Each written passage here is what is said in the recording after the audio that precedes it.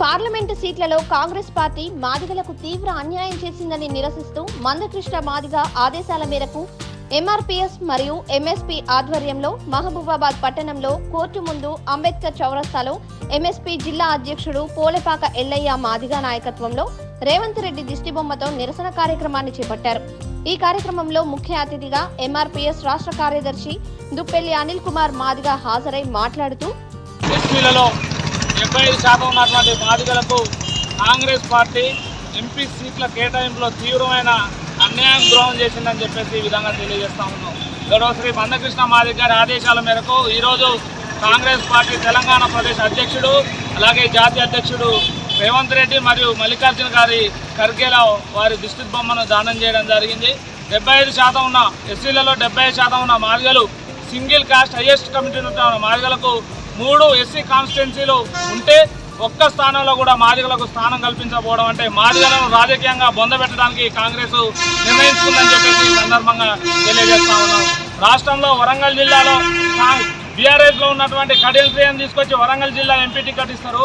నాగర్ కర్నూలులో 80% మాదిగలు ఉంటే నాగర్ కర్నూలులో మల్లు రవికి ఎంపీ టికెట్ ఇస్తారు. పెద్దపల్లిలో 80% మాదిగలు ఉన్నా కానీ గడ్డం వంశీ వివేక్ కొడుకు టికెట్లు ఇస్తారు. మాదిగలని రాజకీయంగా ఎదగకుండా చేయడమే కాంగ్రెస్ పార్టీ ముఖ్య ఉద్దేశం అని చెప్పేసి తెలియజేస్తా ఉన్నాం.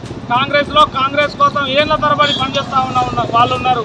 కాంగ్రెస్లో వరంగల్ జిల్లా కేంద్రంగా ఎంతో కష్టపడుతున్నటువంటి వాళ్ళని పక్కకు పెట్టి వేరే పార్టీల నుంచి తీసుకొచ్చి ఎటువంటి రాజకీయ అనుభవం లేని కడియం శ్రీ గారి కూతురికి టికెట్ ఇచ్చి కాంగ్రెస్ నిలబడ్డదంటే కాంగ్రెస్కు మాదిగల పట్ల మాదిగల రాజకీయ భవిష్యత్తు పట్ల ఎటువంటి ఇష్టం లేదని చెప్పేసి కూడా ఇక్కడ తెలియజేస్తూ ఉంది.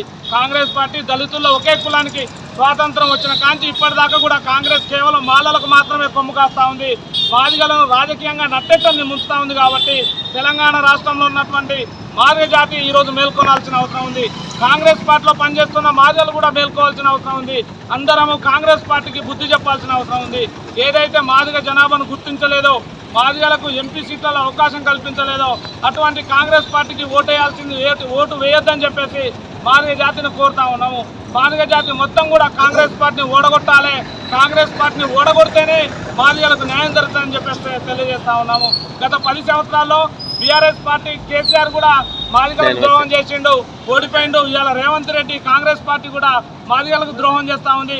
భవిష్యత్తులో ఖచ్చితంగా కూడా కాంగ్రెస్ పార్టీకి బుద్ధి చెప్పే పరిస్థితి వస్తుందని చెప్పి తెలియజేస్తా ఉన్నాం.